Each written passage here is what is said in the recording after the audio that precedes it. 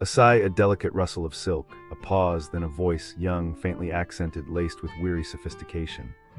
Oh, darling, you wouldn't believe. Honestly, you simply wouldn't. It began, as these things often do, with a promise.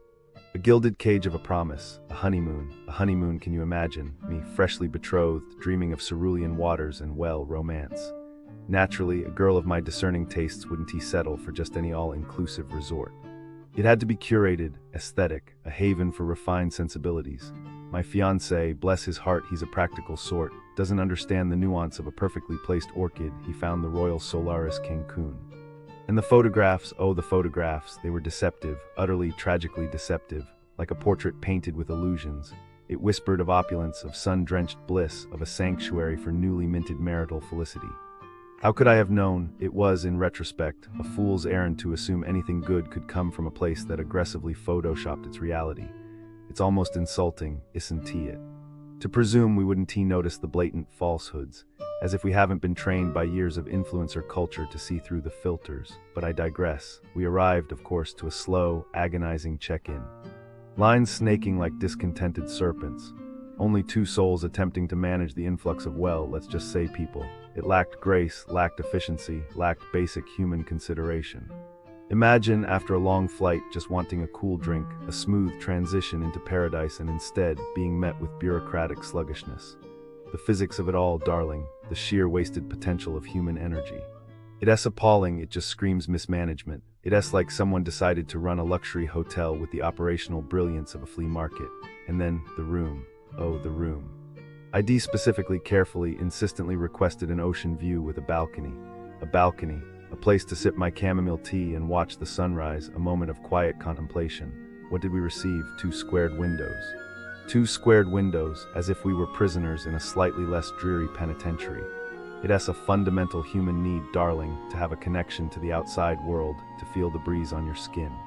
Denying someone that is almost cruel, they did eventually move us. To a balcony, yes, but a balcony so comically small, so triangular and stunted, it resembled an afterthought, an architectural joke, the overall ambience. Let's just say creepy isn't strong enough. The hallways were low, oppressive, like the corridors of a dilapidated dollhouse. And dingy, oh the dinginess, the restrooms, the towels, everything felt aged, neglected, imbued with the stale scent of forgotten dreams. It wasn't merely old, it was tired. It was the sadness of a building that had given up on being beautiful. Imagine the bacteria festering in those ancient grout lines. It's a breeding ground for, well, everything unpleasant. And then the piece de resistance of disappointment, the romance package. Honestly, the audacity. ID paid, quite handsomely, for a package designed to heighten the affections, to sprinkle a little magic onto our honeymoon. Promises of champagne, rose petals, special dinners. Lies, all lies, it never arrived. 3 times I inquired. 3 times I was met with vague assurances and empty promises. It's not about the monetary value, darling, although that is infuriating. It's the principle. You pay for a specific experience, you expect to receive it. To be shortchanged, to be disregarded, it feels profoundly disrespectful. And the email address they gave me didn't work. The phone number led to a labyrinthine voicemail system where I was endlessly bounced between unhelpful representatives. It's a deliberate obstacle course designed to wear you down. It's a scam, pure and simple, and the worst part, they suggested I file a dispute as... I was looking into crimes near Royal Solaris Cancun, and I found out some really sad stuff, Businesses near Royal Solaris Cancun are super friendly, but some of them are just trying to scam you, So there was this one store near Royal Solaris Cancun that sold fake sunscreen. It was just water in a bottle, And tourists would buy it, thinking they're protecting themselves from the sun, but nope, they're just getting ripped off. I'm guessing the scammer probably sold, a bunch of those fake sunscreens and made a lot of money, And the tourists probably didn't even notice until they got, severely sunburned, That must have been, super painful, And, what's even worse is that the scammer probably just got away with it, They probably sold those fake sunscreens to, hundreds of tourists and made a fortune, Businesses near Royal Solaris Cancun are, super good at making you believe you're getting a good deal. But, sometimes it's just a scam, So, there was this one guy who sold, discounted jewelry near Royal Solaris Cancun, But like, it was just like fake gold and stuff, you know. And tourists would buy it, thinking they're getting like a great deal. But like, nope, it's just junk, you know. I'm guessing the scammer probably took like a lot of pictures with happy tourists, showing off their new jewelry and like posted it online saying like, oh, look, I'm so successful. You know, but like in reality, they're just like ripping people off, you know. And like, what's even worse is that the tourists probably didn't even realize they got scammed until they got back home and like their jewelry started like falling apart, you know.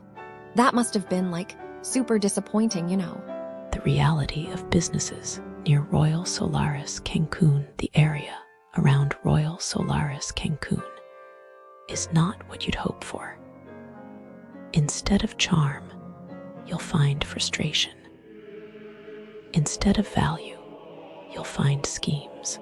And instead of hospitality, you'll find indifference. This isn't just one or two bad apples. This is the norm. Let's start with shopping.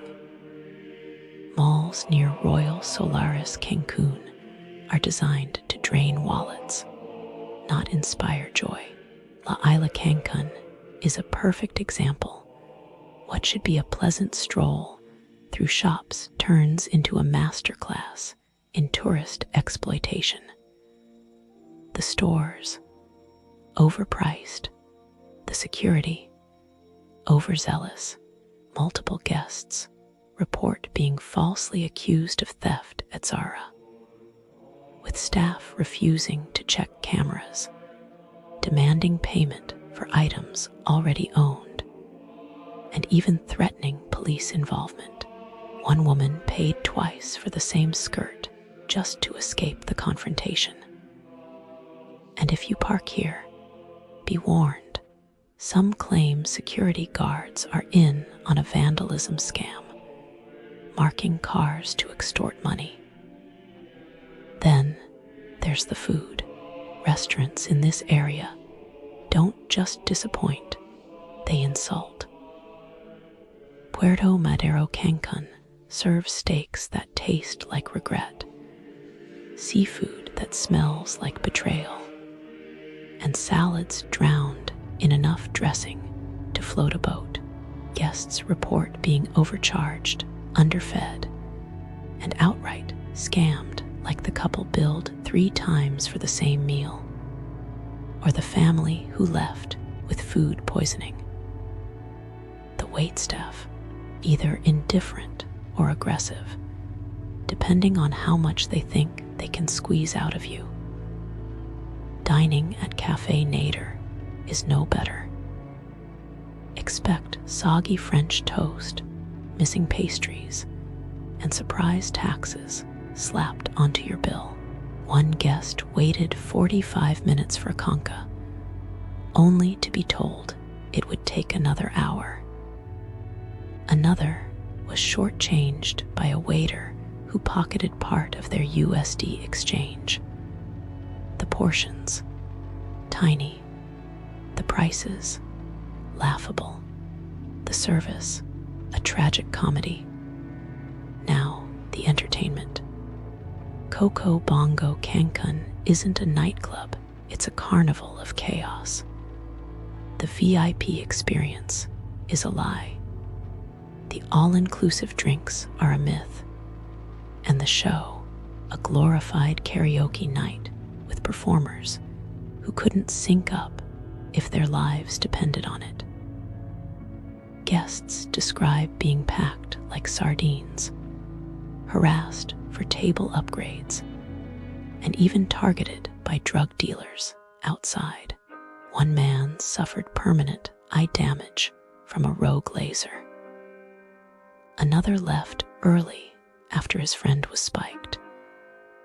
And if you dare to leave before the finale, good luck getting your prepaid taxi. Hotels nearby aren't safe either. Grand Fiesta Americana Coral Beach promises luxury, but delivers misery. Food poisoning is so common, guests joke it's part of the menu. Rooms leak, reservations vanish, and staff treat you like an inconvenience unless you tip up front. One couple's honeymoon was ruined by a champagne surprise that arrived warm, with no glasses and a hidden extra charge.